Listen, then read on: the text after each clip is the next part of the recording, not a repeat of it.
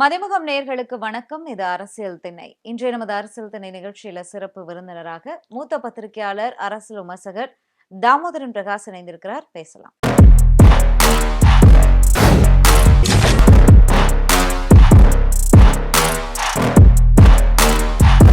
உங்க லைஃப் ஃபாஸ்டா பூஸ்ட் பண்றதுக்கு தான் டயா பூஸ்டர். டயா பூஸ்டருக்கு ஹாய் சொல்லுங்க. கட்டுப்பாடில்லா சுகருக்கு குட் பை சொல்லுங்க. அனைத்து மருந்து கடைகளிலும் கிடைக்கும். அரசியல் திண்ணை நிகழ்ச்சியில் இணைந்தமைக்கு மகிழ்ச்சிங்க சார். வணக்கம் ஸ்ரீவித்யா. வணக்கம் சார். வணக்கம்.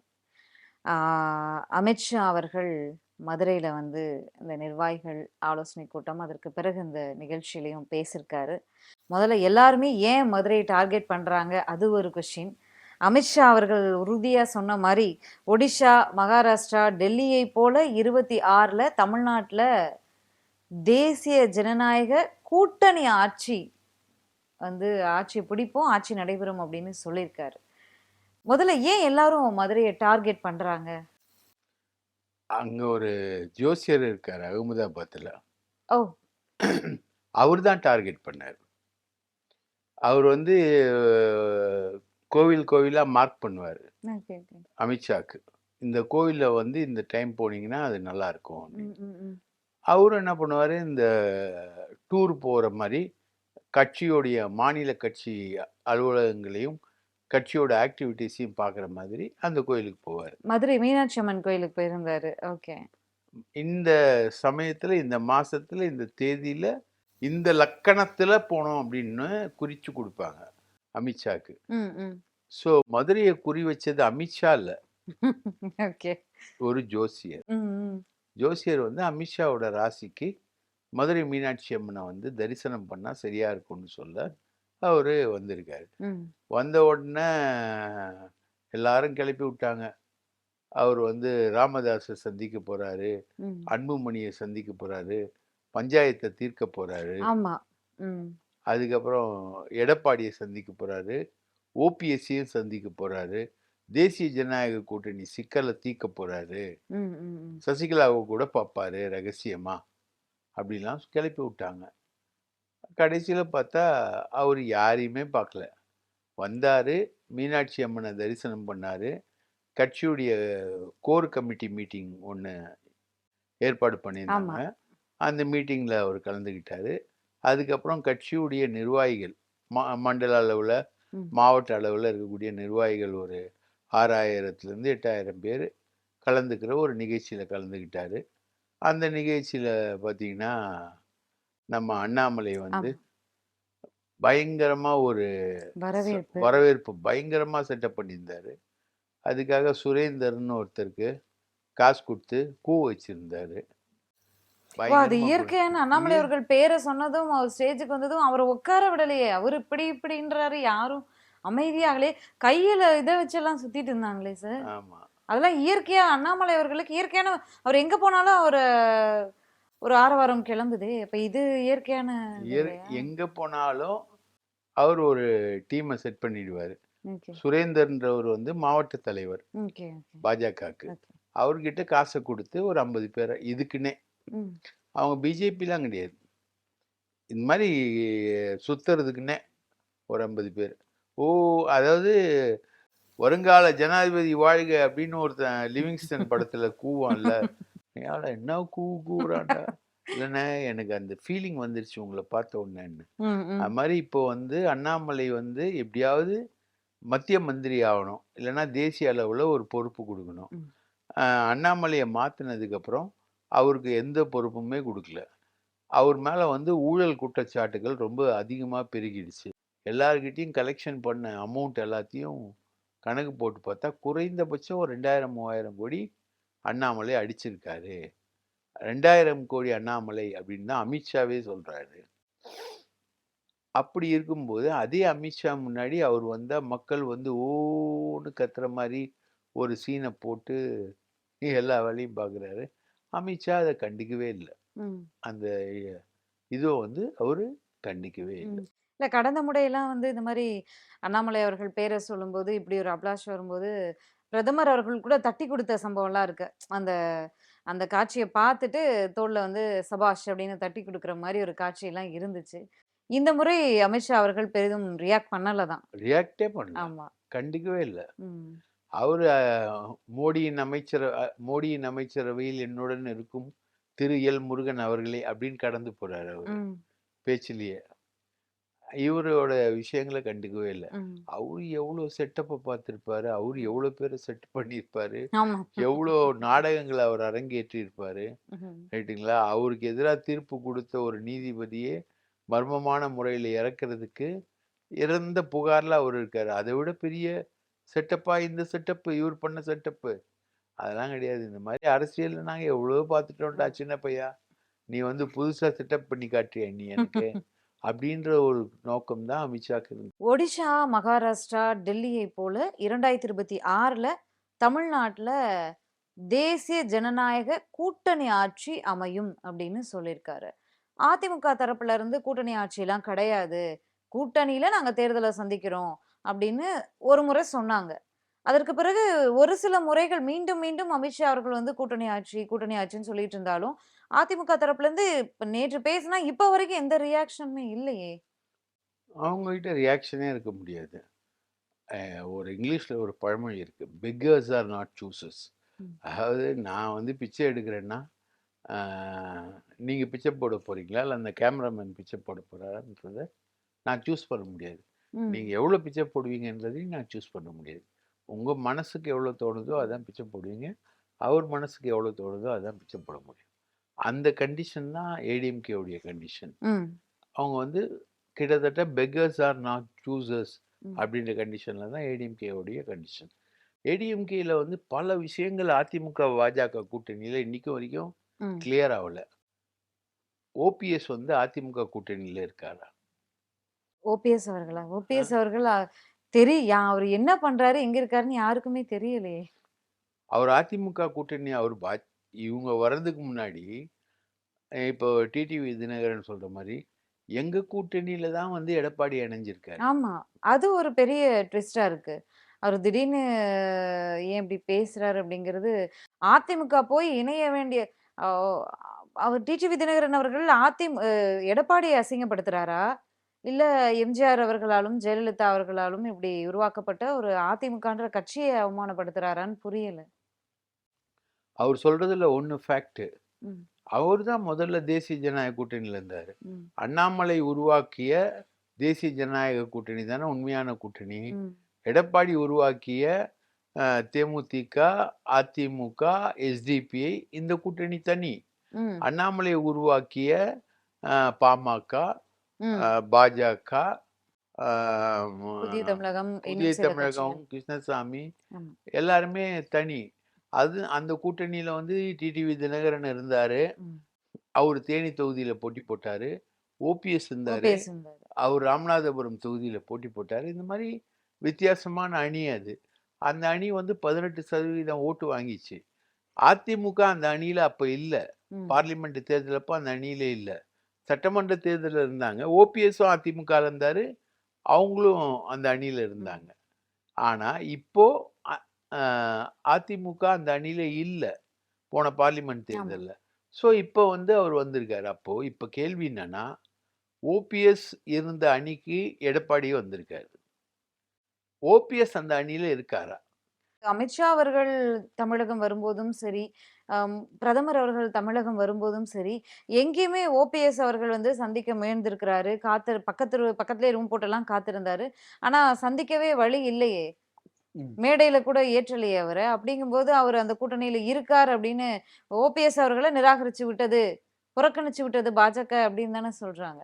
அப்போ அந்த கொஸ்டினுக்கு கேள்வி இருக்குல்ல, அதே மாதிரி சசிகலா அவங்க இருக்காங்களா? போன தடவை ஓபிஎஸ் இருந்த அணியில சசிகலாவும் இருந்தாங்க.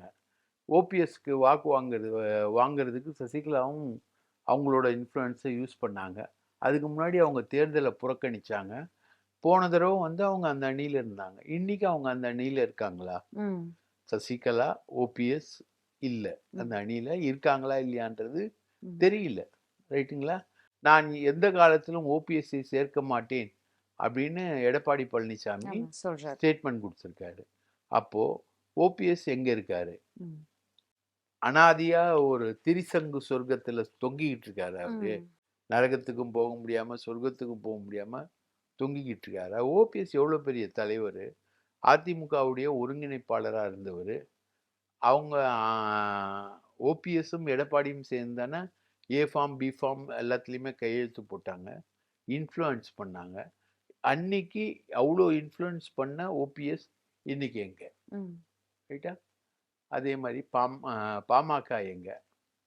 தேமுதிக அந்த அணியில இருக்கா? தேமுதிக தேர்தல் எங்களுடைய மாநாட்டுக்கு பிறகுதான் வந்து நாங்க வந்து அறிவிப்போம் கூட்டணி தொடர்பா அப்படின்னு அவங்க சொல்லிட்டாங்க. அப்போ இப்ப இல்லன்னு தானே அர்த்தம்? இல்ல, தேமுதிக இல்ல. அமித்ஷா கலந்துகிட்ட கூட்டணி அந்த கூட்டத்துல கூட்டணி கட்சி தலைவர்கள் ஒருத்தராவது இருந்தாங்களா? அதிமுக மட்டும் இந்த நிகழ்ச்சியில இல்ல. கடந்த முறை அதிமுக பாஜக கூட்டணி அறிவிச்சப்போ அதிமுக பாஜக அவங்க தான் இருக்காங்க. இப்ப வரைக்கும் அபிஷியலா எந்த அறிவிப்புமே வரலையே. வராத வரைக்கும் அதிமுக பாஜக மட்டும் தானே இருக்காங்க. அப்போ உங்களுக்கு தேசிய ஜனநாயக கூட்டணி ஆட்சி வரும்னா யாரோட ஆட்சி வரும்? பாஜக அணியோட ஆட்சி வருமா? பாஜக அதிமுக சேர்ந்து கூட்டணி ஆட்சி அமைப்போம். கூட்டணி ஆட்சி அமைனா கூட்டணி ஆட்சினா பாஜகவுக்கு எத்தனை அமைச்சர்கள்? கூட்டணி ஆட்சி 2 பேருக்கு அமையுதுப்பா. அப்பனா பாஜகவுக்கு எத்தனை அமைச்சர்கள்? அதிமுகவுக்கு எத்தனை அமைச்சர்கள்? அவங்க அக்ரிமெண்ட் போட்டுப்பாங்க சார். போட்டா தானே நமக்கு வரும். ரைட்டு. போன தடவை சொன்னார்ல அமித்ஷா, காமன் மினிமம் ப்ரோக்ராம் இருக்கும் அப்படின்னாரு. அந்த காமன் மினிமம் ப்ரோக்ராம் எங்க? 2 பேருக்கும் கூட்டணி ஆட்சி அப்படின்னா சீட் ஷேரிங் அரேஞ்ச்மெண்ட் எங்க? ரைட்டா? இப்போ அவங்க வந்து நடிகர் விஜயை கொண்டு வரணும்னு பேசுறாங்க, சீமானை கொண்டு வரணும்னு பேசுறாங்க. சீமானும் நடிகர் விஜயும் உள்ள வந்தா அதிமுகவுடைய சீட்டு குறையும்ல. யார் முதலமைச்சர் வேட்பாளர் அப்படிங்கிறதும் அது இப்போ ஒருவேளை காம்ப்ரமைஸ் பண்ணியிருக்கிறதா சொல்றாங்க விஜய் வட்டாரத்துல பேசி. இப்போ யார் முதலமைச்சர் வேட்பாளர்ன்றதுல சந்தேகம் இல்லை. ஆனா இப்போ விஜயும் சீமானும் உள்ள வந்தா அது என்ன செய்யும்? ரைட்டா? அன்புமணி ராமதாஸ் சண்டை, இந்த சண்டையில வந்து இவர் வந்து ராமதாஸ் ஒரு பேட்டி கொடுக்குறாரு. பேட்டி என்ன கொடுக்குறாரு? உங்களை இப்போ கொலசாமின்னு சொல்றாரு அன்புமணி. அவன் கொலசாமின்லாம் இல்லை, என்னை கழுத்துல கத்திய வச்சு குத்தி கொல்ற சாமி அவன் அப்படின்னு ஒரு பேட்டியை போடக்கூடாதுன்னு அன்புமணி பிஜேபி தலைமை மூலமா அமித்ஷா மூலமா இன்ஃப்ளூயன்ஸ் பண்ணி அந்த பேட்டியை நிறுத்தி வச்சிருக்காரு. கேட்டுங்களா? சௌமியா அன்புமணிக்கும் டாக்டர் ராமதாஸுக்கு ரொம்ப நெருக்கமான சுசீலான்ற ஒரு அம்மாவுக்கும் இடையில தான் தகராறு. அந்த தகராறு முடியல. அவரோட வருமானம் எல்லாத்தையுமே கட் பண்ணிட்டாங்க. இப்போ அவர் நிராதரவா நிற்கிறாரு. அது வந்து அந்த அறக்கட்டளை செயல்பாடுகளில் எல்லாத்துலேயுமே வந்து இன்னைக்கு ஒரு நியாயம் கிடைக்கணும்னு அவர் போராடுறாரு. அவர் தான் வலுவாக இருக்கும்போதே 80 வயசுலேயே அதுக்கான போராட்டங்களை நடத்தி முடிக்கணும்னு நினச்சி தான் மகனோட சண்டை போடுறாரு. மகன் வந்து தைலாபுரத்துக்கு வந்து நான் தலைவராக இருப்பேன், அதுலேருந்து மாற மாட்டேன் அப்படின்றாரு. டாக்டர் ராமதாஸ் சொல்ற நீ தலைவராயிரு, ஆனால் நான் சொல்றது கேளு அப்படின்னு சொல்றாரு. அதுல எந்த விதமான காம்ப்ரமைஸும் இல்லை. இப்போ குருமூர்த்தின்னு ஒருத்தர் போயிட்டு காம்ப்ரமைஸ் பேசியிருக்காரு. அவர் குருமூர்த்தி அவர்கள் காம்ப்ரமைஸ் போனா இல்ல ஆலோசனை வழங்க போனா அவங்களோட ஃபியூச்சர் நல்ல சக்சஸ் இருக்கும்ல. ஓபிஎஸ் அவர்கள் மாதிரி. ஓபிஎஸ் ரஜினி என்ன ரஜினிகாந்த் அவர்கள் வந்து கொஞ்சம் உஷாராயிட்டாரு. இல்லங்க, ரஜினி அரசியலுக்கு கொண்டு வர்றதுதானே இவரோட முயற்சி. அதுக்கு அடுத்தது இவருடைய குருமூர்த்தி டச் பண்ண ஆள் தான் விஜய். ரஜினி அரசியலுக்கு வரலன்ற உடனே குருமூர்த்தி ஆட்கள் போய் டச் பண்ண ஆள் தான் விஜய். அப்போ விஜய் வந்து அரசியல் கட்சி ஆரம்பிச்சதுல பாஜக இன்ஃப்ளூயன்ஸ் இருக்கா இல்லையா? ரைட்டா? மூணாவது, சீமான் போய் குருமூர்த்தியை பார்த்து பேசினதுக்கு அப்புறம் தான் அவர் வந்து பெரியாரை எதிர்த்து பேச ஆரம்பிச்சிட்டார். பெரியாரை எதிர்த்து சீமான் பேசுறதெல்லாம் வந்து இது வரைக்கும் யாரும் பேசாத விஷயம், ரொம்ப அற்புதமான விஷயம்னு சிலாகிச்சு குருமூர்த்தி பேட்டியும் கொடுத்துருக்காரு. ரைட்டா? குருமூர்த்தி கை வச்ச சப்ஜெக்ட்ஸ் தான் சீமானு, விஜய், ரஜினி, ஓபிஎஸ். இதுல எது உருப்புட்டு இது வரைக்கும்? 5வது ராமதாஸ். ரைட்டா? இன்னைக்கு வரைக்கும் ராமதாஸ் பஞ்சாயத்து தீரவே இல்லை. குருமூர்த்தி வந்த உடனே நான் வெளில போறேன்னு சொல்லிட்டு அன்புமணி ராமதாஸ் வெளியே கிளம்பி போயிட்டாரு. அவரை மீட் பண்ண கூட இல்லை குருமூர்த்தி. ஸோ குருமூர்த்தி உண்மையிலேயே நல்ல இன்ஃப்ளூயன்சராக இருந்தா இல்லை. ஆக மொத்தம் அந்த வயசான அப்பாவை எலி அழகா இவங்க வந்து விளையாடிக்கிட்டு இருக்காங்க. மதுரை மண் திமுக ஆட்சிக்கு ஒரு முடிவு கட்டும் அப்படின்னு அமித்ஷா அவர்கள் பேசியிருந்தாரு இந்த நிகழ்ச்சியில. அப்படியே திமுக அவ்வளோ வீக்கா இருக்கா? இந்த 2026ஓட முடிச்சிருவாங்களா திமுக ஆட்சி? மதுரை மண் வந்து திமுக ஆட்சிக்கு முடிவு கட்டுனா மதுரையில பிஜேபி 2வது இடத்துக்கு வந்தது. போன தேர்தலில் மதுரையில பிஜேபி 2வது இடத்துக்கு வந்தது. 2வது இடத்துக்கு வந்ததுக்கு காரணம் அண்ணாமலை, ரைட்டுங்களா? அண்ணாமலையுடைய ஏற்பாடு தான். மதுரையில் வந்து ராமசீனிவாசன் ஒருத்தர் நின்னாரு. அவர் வந்து 2வது இடத்துக்கு வந்தார். அவர் இப்போ அந்த முக்குளத்தோர் வாக்களித்த முக்குளத்தோர் டீம் தான் வந்து OPS team, Sasikala team, Mukkulathor team தான் வந்து வாக்களிக்குது. அவர்கள் மறுபடியும் பிஜேபிக்கு வாக்களிப்பார்களா? அதற்கான வாய்ப்பு இருக்கா? இல்லை. மதுரையிலேயே அந்த வாய்ப்பு இல்லாதப்போ மற்ற இடங்கள்ல அதிமுக கூட்டணிக்கு முக்குளத்தோர் வாக்கு வருமா? ஓபிஎஸ்சியும் சசிகலாவையும் சேர்க்காமல் முக்குளத்தோர் இன பிரதிநிதிகளான ஓபிஎஸ், சசிகலா, டிடிவி தினகரன் யாரையுமே சேர்க்காம நீங்க இருந்தீங்கன்னா உங்களுக்கு அந்த வாக்கு வந்து வருமா? அப்புறம் எப்படி திமுக ஆட்சியை நீங்க துடை தெரிய முடியும்? மதுரை மண்ணில் வந்து வந்துட்டோம், நாங்க மாநாடு போட்டுட்டோம், இல்ல வரவேற்புரை நிகழ்த்திட்டோம், அடுத்து முருகன் மாநாடு வந்து போட போறோம், ரைட்டுங்களா? எல்லாத்தையுமே பண்ணிட்டா உங்களுக்கு வந்து பிஜேபி ஆட்சி வருமா? இல்ல பிஜேபி வந்து மேலோங்கிடுமா? பல குற்றச்சாட்டுகளை முன் வச்சிருக்காங்களே சார். அமித்ஷா அவர்களே நேரடியா டாஸ்மாக் மூலம் 39,000 கோடி ஊழல் பண்ணியிருக்கிறது திமுக அரசு. திமுக அரசு 100% ஒரு தோல்வி அடைந்த அரசு. கொடுத்த வாக்குறுதிகள்ல 10% கூட நிறைவேற்றல அப்படின்னு ரொம்ப கடுமையான விமர்சனத்தை வச்சிருக்காரு. அமித்ஷா அவர்களே நேரடியா திமுக வந்து இந்த அளவுக்கு சார்ந்தது இதுதானே முதல் முறை. போன பார்லிமெண்ட் தேர்தல்ல குடும்ப வாரிசு அரசியல், குடும்ப ஆட்சி வீட்டுக்கு அனுப்புவோன்னு பேசினாரு. ஆமா, 8 முறை வந்த நரேந்திர மோடி ரோட் ஷோலாம் நடத்தி, பாண்டி பஜார்லாம் ரோட் ஷோ நடத்தினாரு. ஆள் இல்லாத கிரவுண்ட்ல கை காமிச்சிட்டு போனாரு. அந்த மாதிரி ரோட் ஷோலாம் நடத்திட்டு அவங்க பண்ணாத பிரச்சாரம் என்ன இருக்கு? பயங்கரமா பண்ணாங்கல்ல. என்ன ஆச்சு? 0/40 தானே. சரி விடுங்க, தமிழ்நாட்டில் தான் ஏதோ ஒன்று நடந்துச்சு. பாண்டிச்சேரிலையும் ஏன் சார் தோத்தீங்க? பாண்டிச்சேரியில கூட உங்களால பாஸ் ஆக முடியல. கிட்டத்தட்ட பிட்டடிச்சு பாஸ் ஆகுற மாதிரி பாண்டிச்சேரி அவங்களுக்கு.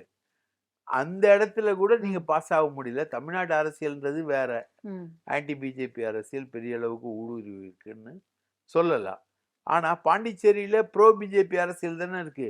யூனியன் டெரிட்டரி மத்திய அரசோட நேரடி கண்காணிப்புல இருக்கு, அவங்களோட ஆட்சியில இருக்கு.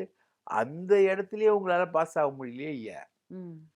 கூரை ஏறி கோழி பிடிக்க முடியாதவன் வானம் ஏறி வைகுண்டம் போவானா? அந்த மாதிரி கதையா?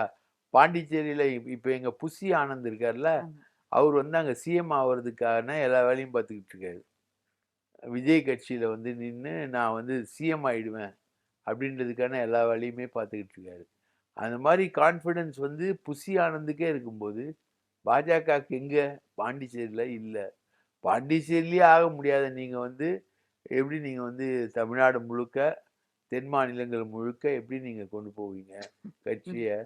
அது வந்து கள்ளக்கணக்கு தான் சொல்றாங்க. பாஜகவை வந்து திமுக சொல்லக்கூடியது வந்து மதவாத அரசியல் பண்ணக்கூடிய கட்சி பாஜக. மதத்தை வச்சு பிரிவினையை ஏற்படுத்துவாங்க அப்படின்னு கலவரங்கள் இதெல்லாம் வந்து பாஜக மீதான ஒரு பார்வையா தமிழ்நாட்டிலையும் இருக்கு. திமுக அதை தொடர்ந்து பேசி கொண்டிருக்கக்கூடிய ஒரு கட்சி. ஆனா இன்னைக்கு மதுரையில பேசியிருக்கக்கூடிய அமித்ஷா அவர்கள் திமுகவை வந்து தென் தமிழகத்துல சாதி பிரச்சனை, பிரிவினவாதத்தை ஏற்படுத்தி திமுக மக்களை பிரிக்கிறது, பிளவுபடுத்துகிறது, சாதிய மதத்தை வச்சு பிளவுபடுத்துறது திமுக அப்படின்னு சொல்லி திமுக மீது அப்படி ஒரு குற்றச்சாட்டை முன் வச்சிருக்கிறதே பாஜக. மக்கள் இதை நம்புறாங்களா? மக்கள் இதை எப்படி எடுத்துக்கிறாங்க? இந்த ரூட்ல வந்து அவர் எடுக்கிறது, அமித்ஷா வந்து தேவேந்திர குல வேளாளர்களை எடுக்கிறார் அவர் கையில. தென் தமிழகத்துல இன்னைக்கு வந்து ஒரு law and order breakdown வந்து இருக்கு. கிட்டத்தட்ட பாத்தீங்கன்னா நம்ம டிஜிபி வந்து போலீஸ்காரங்களெல்லாம் யூனிஃபார்ம் போடக்கூடாதுன்னு சொல்றாரு. யூனிஃபார்ம் போட்டு பேட்டிலாம் கொடுக்கக்கூடாதுன்றாரு. இவர் தான் பிராமின்றதை வந்து ஒரு ஒத்த குடிமி வச்சு வெளிப்படுத்துறாரு. இவர் யாரு, நம்ம டிஜிபி சவுக்கு சங்கருக்கு ரொம்ப க்ளோஸ் ஃப்ரெண்ட் அவரு. அவரும் டேவிட்சன் தேவாசீர்வாதம்னு ஒரு ஏடிஜிபி 2 பேரும் என்ன பண்றாங்கன்னா, தென் தமிழகத்துல உளவுத்துறை முழுக்க நாடார்களையும் தேவர்களையும் கொண்டு வந்துடுறாங்க. இப்போ நீங்க டிஎம்கே கவர்மெண்ட்டோட என்டிஆர் செட்டப் பார்த்தீங்கன்னா, டிகே இளங்கோவன் தேவர், திருச்சி சிவா தேவர், ரைட்டுங்களா?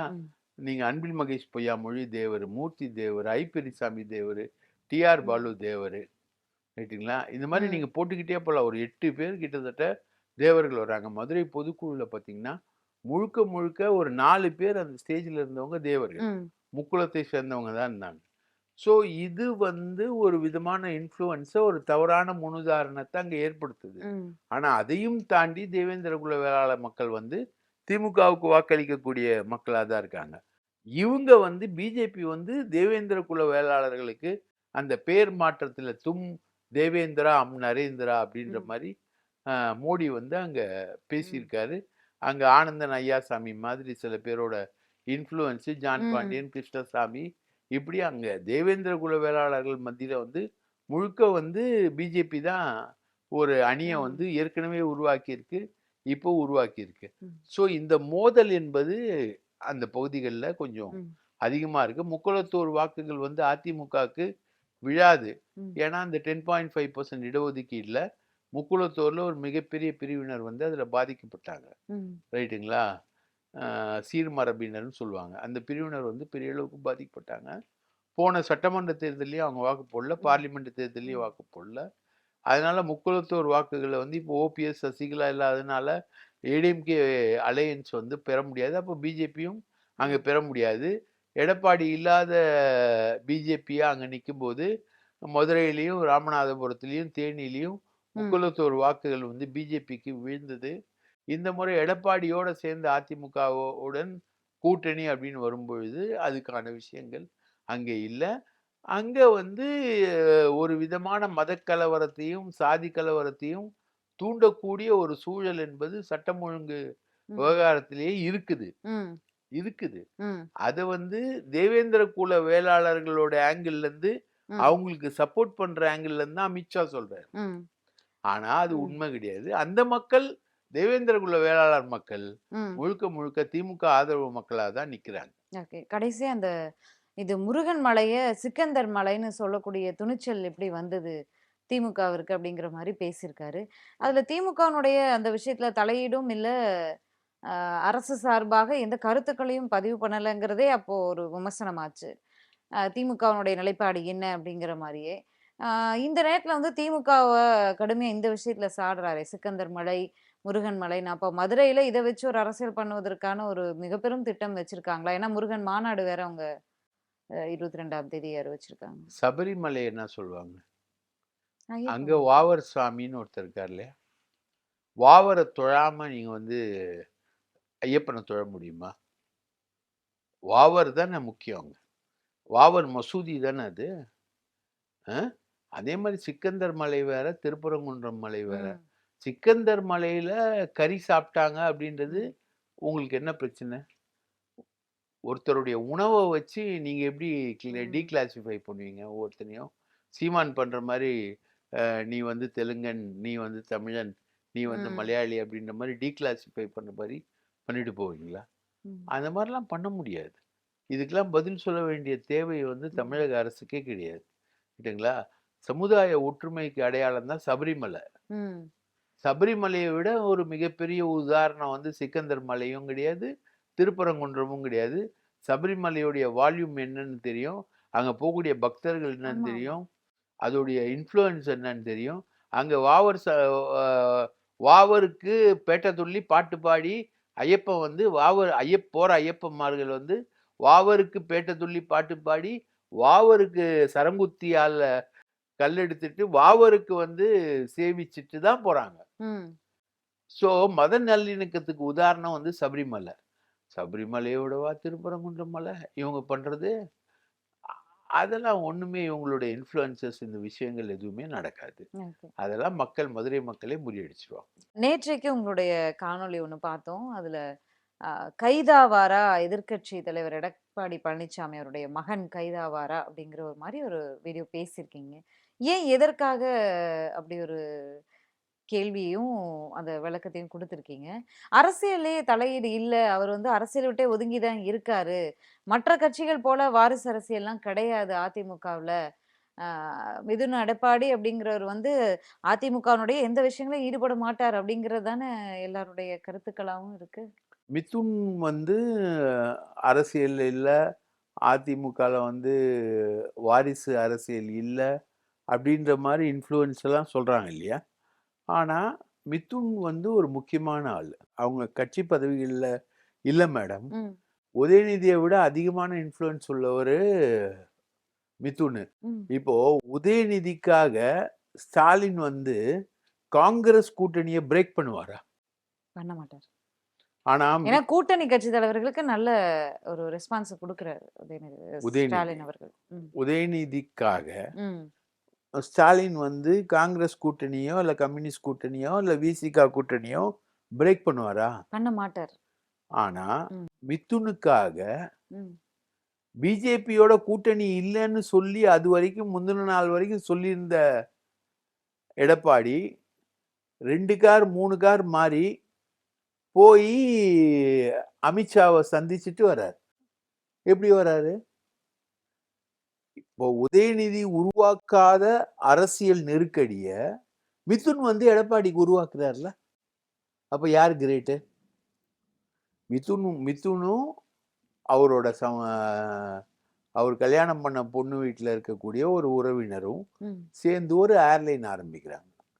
ஏர்லைன் ஆரம்பிக்கும் போது 8.5 கோடி ரூபாய் வயலேஷன் அதுல பண்றாங்க. எடப்பாடி வந்து எந்த சூழ்நிலையிலும் நான் பாஜகவோடு சேர மாட்டேன் அப்படின்னு சொல்லிக்கிட்டு இருந்த எடப்பாடிய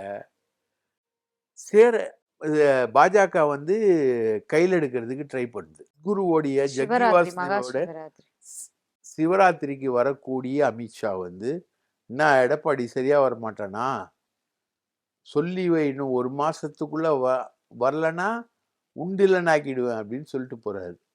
யாருக்கிட்ட? வேலுமணி கிட்ட சொல்லிட்டு போறாரு அமித்ஷா. அந்த அமித்ஷா வந்து திடீர்னு மிதுனை கைது பண்றதுக்கு மூவ் பண்றாங்க. ஃபோர்ஸஸ் எல்லாம் மூவ் ஆகுது. அப்போ மிதுனை கைது பண்றதுக்கு அமலாக்கத்துறை ஃபோர்ஸஸ் எல்லாம் மூவ் ஆகுதுன்ற தகவல் வந்து எடப்பாடிக்கு தெரிய வருது. எடப்பாடி கிட்ட சொல்றாங்க, இந்த மாதிரி உங்க பையனையும் சம்பந்தியும் தூக்க போறாங்க, இவங்க வந்து ஒரு ஏர்லைன் ஆரம்பிக்கிறதுல 8.5 கோடி ரூபாய் முறைகேடு பண்ணியிருக்காங்க, அந்நிய செலாவணி மோசடி வந்து நடந்திருக்கு, அதனால உங்க பையனை தூக்க போறாங்க அப்படின்னும் போது தான் இவரு யாருக்கும் சொல்லாம டெல்லிக்கு போய் ஒரு 3 கார் 4 கார் மாறி போய் அமித்ஷாவை பார்த்து சாதாரணமா பேசிட்டு இந்த பிரச்சனையை முடிச்சுக்கலான்னு போறாரு.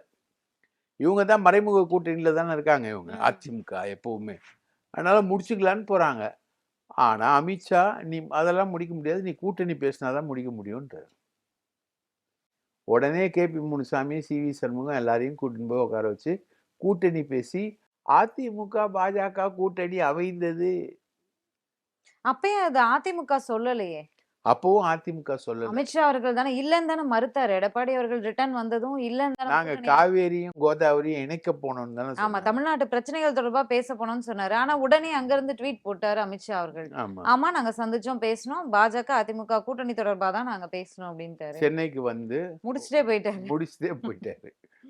அண்ணன் எடப்பாடி இப்படி உட்காந்துக்கிட்டு இருந்தார். இந்த மாதிரி ஸ்டாலினை எங்கேயாவது உதயநிதி உட்கார வச்சிருக்காரா? இல்ல. இப்படியே கையை கட்டிக்கிட்டு. இல்ல. ஆனா மிதுன் உட்கார வச்சு நிதி ஆயோக் கூட்டத்துல கூட தொடர்ந்து எதிர்க்கக்கூடிய திமுகவிற்கு முன் வரிசையில இடம் கொடுத்திருந்தாங்க. ஸ்டாலினோட இன்ஃப்ளூயன்ஸ் வித் சந்திரபாபு நாயுடு நிக்க வச்சுட்டு ஸ்டாலினோட இன்ஃப்ளூயன்ஸ், ஸ்டாலினோட மெக்னானிமஸ் பர்சனாலிட்டி எல்லாமே சேர்ந்து நினைச்சாங்க. ஆனா உதயநிதி எங்கேயுமே வந்து ஸ்டாலினை இப்படியே நிக்க வைக்கல. ஆனா மிதுன் நிக்க வச்சார். இந்த மிதுனுக்கு ஒரு ஃப்ரெண்ட்ஸ் டீம் உண்டு. அதுல ஒரு பையன் பேர் பிரசாத். அவன் வந்து முக்குலத்தூர். இந்த பிரசாத்துக்கு வந்து ஒரு டீம் இருக்கு. அஜய் வாண்டையார்னு ஒருத்தன், அப்புறம் தூண்டில் ரெஸ்டாரண்ட் நடத்தக்கூடிய ராஜான்னு ஒருத்தன். இவங்க எல்லாருமே வந்து கருணாஸ் கட்சியில இருக்காங்க முதல்ல. கருணாஸ் கட்சியில வந்து அவங்க வந்து டிஃபெண்டர் அப்படின்னு ஒரு டீம். இவங்க எல்லாமே டபுள் டாக்குமெண்ட் போடுறவனுங்க, வேலை வாங்கி தரேன்னு ஏமாத்துறவனுங்க, மிரட்டுறவனுங்க, கோடிக்கணக்கில் பணத்தை அடிக்கிறவனுங்க இவனுங்க எல்லாருமே. அந்த டீம்ல பிரச்சனையானவனா பாண்டியாஸ் அப்படின்னு சொல்லிட்டு ஒரு டீமை இவங்களே ஆரம்பிக்கிறாங்க. அந்த டீம் ஆரம்பிச்ச விழாவை வந்து ஒரு பார்ல கொண்டாடுறானுங்க. ரைட்டுங்களா? ஹானர் ஆஃப் ட்ரிங்க்ஸா ஒரு பார் நுங்கம்பாக்கத்தில் இருக்கு. அந்த பார்ல உட்காந்து இவனுங்க ஃபுல்லா தண்ணி அடிச்சுக்கிட்டு இருக்கும்போது பக்கத்து டேபிளில் ஒரு ஏடிஎஸ்பி பையன் உட்காந்து தண்ணி அடிக்கிறான். அவனை இவங்க தான் அடிக்கிறானுங்க. போட்டு அடிக்கிறானுங்க. அவன் திரும்பி பின்னி எடுத்துடுறான். பின்னி எடுத்த உடனே இவனுங்க டேபிள் எல்லாத்தையும் உடைச்சிடுறானுங்க. உடைச்சிட்டு போலீஸ்க்கு அவனுங்க இன்ஃபார்ம் பண்ண உடனே போலீஸ் அந்த இடத்துக்கு ஓடி வருது. போலீஸ் வந்த உடனே அந்த பிரசாத் எல்லாருமே வந்து ஓடிடுறானுங்க. அவங்க முதல்ல வந்து தகராறு பண்ண அந்த ஏடிஎஸ்பி பையனை கைது பண்ணுறாங்க. அதுக்கப்புறம் எல்லாரையும் கைது பண்ணுறாங்க. கைது பண்ண உடனே அஜய் வாண்டையார் வந்து போலீஸ் ஸ்டேஷனுக்கு போகிறாரு. போயிட்டு செம்ம தகராறு. இந்த அஜய் வாண்டையார் வந்து இப்போ இங்கே இருக்கக்கூடிய திமுக ஆட்சியில் இருக்க போலீஸ் அதிகாரிகளோட ரொம்ப நெருக்கம் அவர். ரைட்டுங்களா? அவர் வந்து பெரிய இன்ஃப்ளூயன்சரு. முதல்வரோட ஃபாரின் விசிட்லலாம் அவருடைய புகைப்படம் வந்தது. அந்த அளவுக்கு அவருடைய இன்ஃப்ளூயன்ஸ். அவர் வந்து மிரட்டுறாரு. மிரட்டினா உடனே நம்ம கமிஷனர் அருண் கொத்தா தூக்கி உள்ள உட்கார வச்சிரு. என்டையர் டீமையும் பிடிச்சி உள்ள உட்கார வச்சிரு. அவன் ஒவ்வொரு ஊர்ல இருக்கான். எல்லாரையும் தூக்கி பிடிச்சி உள்ள உட்கார வச்சுட்டு விசாரிச்சா பிரசாத்துக்கு மிதுன் ஒரு பாரே வச்சு கொடுத்துருக்கான். மிதுன் வந்து ஒரு பாரே வச்சு கொடுத்துருக்கான். இவங்களுக்கு ஓபிஎஸ் சசிகலா முக்குலத்தோர் ஆவாது. ஆனா இந்த முக்குலத்தோர் ரவுடி டீமோட இவங்களுக்கு பயங்கர க்ளோஸ். யாருக்கு? மிதுனுக்கு. மிதுன் வந்து எல்லா விதத்திலயும் சாஃப்டான ஒரு ஆளுன்னு சொல்லுவாங்க. அந்த மிதுனோட ஆக்டிவிட்டிஸ் தான் அதிமுகவுடைய எதிர்காலம். விஜயோட கூட்டணி பேச்சுவார்த்தை நடத்தினது மிதுன். ஆக்டர் விஜயோட மூத்த தலைவர்கள் இங்க தாவை கலந்து மூத்த நிர்வாகிகள் பேச்சுவார்த்தை நடந்துச்சு அப்படின்னு நம்ம கேள்விப்பட்டோம் முன்னாடி.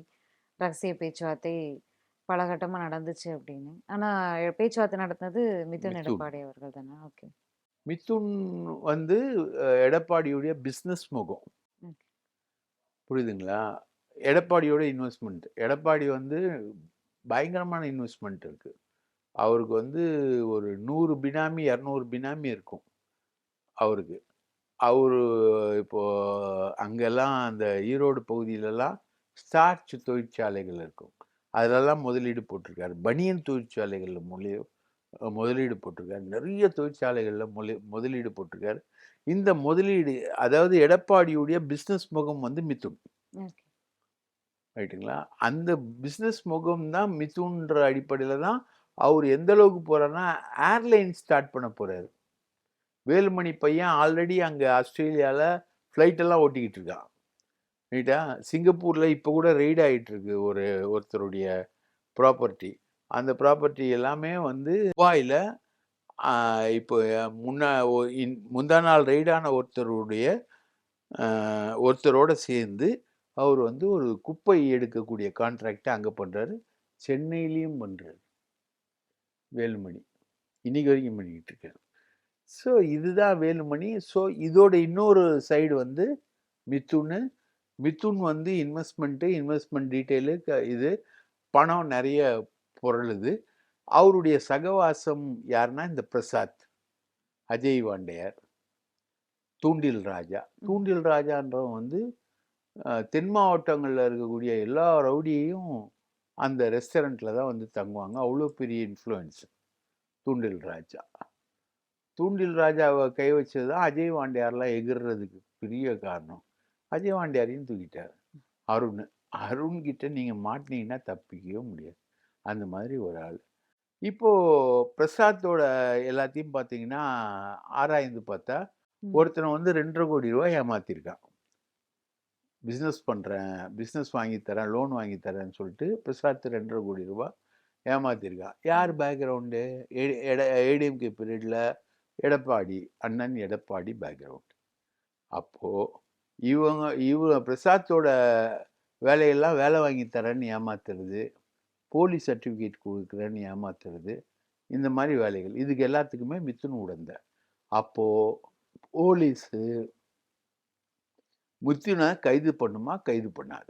எதிர்கட்சி தலைவரோட பையன் அப்படின்னு வரும்பொழுது இவ்வளோ எவிடன்ஸ் மாட்டிச்சுன்னா போலீஸ் கை வைக்குமா கை வைக்காது? ஆதாரங்கள் கிடைச்சா கண்டிப்பா கை வைக்கும் இல்லையா? அதைத்தான் நான் அந்த வீடியோல மிதுன் மீது பாய போகும் போலீஸ் அப்படின்றத நான் அந்த விஷயங்கள்ல குறிப்பிட்டிருந்தேன். இன்னும் அந்த அபாயம் வந்து நீங்கள இன்னைக்கும் இருக்குது. மிதுன் மேல எந்த நிமிஷத்துலயும் பாய போகும். அதுனா உடனடியா அந்த பிரசாத் வந்து எங்க கட்சியில இல்லை அப்படின்னு சொல்லிட்டு உடனே கட்சியை விட்டு நீக்கிட்டாரு எடப்பாடி பழனிசாமி. ஏன் எங்க அப்பன் குதிரைக்குள்ள இல்லைன்னு ஏன் சொல்லணும்? ஏன் அந்த மாதிரி ஆட்களை வைக்கணும்? நம்ம ராஜ் சத்யன்னு ஒருத்தர் இருக்காரு, அவரும் பிரசாத்தோட ரொம்ப நெருக்கம். அவரும் மதுரைக்காரர், முக்குளத்தூர். ரைட்டுங்களா? நீங்கள் திமுகவில் முக்குளத்தூர் இன்ஃப்ளூயன்ஸ் பற்றி நம்ம பேசியிருக்கோம். அதே மாதிரி அதிமுகவில் இருக்கக்கூடிய முக்குளத்தூர் இன்ஃப்ளூயன்ஸில் வரக்கூடிய விளைவு தான் இது. சம்மந்தி வந்து கிட்டத்தட்ட 700 கோடிக்கு மேலே வந்து இந்த முறைகேடு ரைடெல்லாம் நடந்துச்சு, அவரை காப்பாத்துறதுக்கு தான் கூட்டணி போயிருக்காரு அப்படின்னு பல்வேறு விமர்சனங்கள் எழுந்துச்சு. இப்போ மிதுன் எடப்பாடி அவர்கள் மேலே எழுந்திருக்கு. ஆதாரம் கிடைச்சாலும் பாஜக கூட்டணியில் இருக்கும்போது கைது இந்த மாதிரியான விஷயங்களுக்கெல்லாம் வந்து ஒத்துழைப்பு கிடைக்குமா, நடக்குமா அப்படிங்கிற விஷயம் இருக்கு. கொடநாடு வழக்கு இன்னும் டேக் ஆஃப் ஆகலை. கண்டிப்பா எடப்பாடி நேரடியாக சம்மந்தப்பட்ட வழக்கு, அதுவே டேக் ஆஃப் ஆகல. கனகராஜோட மேலே மோதின காரு, அது வந்து மல்லிகா நல்லுசாமின்னு ஒரு அம்மாவோட காரு. அந்த காரு சம்மந்தமாக ஒரு பஞ்சாயத்து நடந்து 8 கோடி ரூபா அதில் வந்து பேரம் வந்து பலருக்கும் கொடுக்கப்பட்டிருக்கு. ரைட்டுங்களா? அது சம்பந்தமாக விசாரிக்கிறதுக்கு ஒரு அதிகாரி தனியாக புறப்பட்டு போனார். அந்த கேஸையும் மூடிட்டாங்க கிட்டத்தட்ட. கனகராஜ் மர்டர் கேஸ்ன்னு தனியாக விசாரிக்க அதிகாரி இருக்காரு. அதிகாரி இருக்காரு. அவர் மத்திய அரசு பணிக்கு போயிட்டார். அவர் இருக்காரு. ஆனால் கேஸையே மூடிட்டாங்க. அந்த மாதிரி கொடநாடு கொலை வழக்கே இன்னும் டேக் ஆஃப் ஆகாமல் இருக்கும் பொழுது இந்த இப்போ பொள்ளாச்சி வழக்கு கூட டேக் ஆஃப் ஆனதுக்கு காரணம்னா அது சிபிஐக்கு போச்சு. அதில் முக்கியமான ஆட்கள்லாம் சம்மந்தப்படல, விலக்கிட்டாங்க அப்படின்றதுனால அந்த டேக் ஆஃப் ஆச்சு பொள்ளாச்சி. இது ஸ்ரீமதி வழக்கு இன்னும் முடியவே இல்லை. ஸ்ரீமதி வழக்கில் வந்து பல விஷயங்கள் நீடிச்சுக்கிட்டு தான் இருக்கு. ஸோ இதெல்லாம் இருக்கும்போது எடப்பாடி மகன் மேலே வந்த அலிகேஷனுக்காக, எடப்பாடி மகன் வந்து பண்ண தப்புக்காக எடப்பாடி மகனை வந்து கைது செய்வார்கள் அப்படின்னு நான் நினைக்கல. நன்றி சார், நன்றி. உங்களோட நேரத்துக்கும் கருத்துக்களுக்கும் நன்றி. வணக்கம். வாய்ப்பளித்ததற்கு மிக்க நன்றி. இன்றைய நமது அரசியல் திணை நிகழ்ச்சியில சிறப்பு விருந்தினரோடு பல்வேறு கேள்விகளை பகிர்ந்திருந்தோம். மீண்டும் சந்திக்கலாம். நன்றி, வணக்கம்.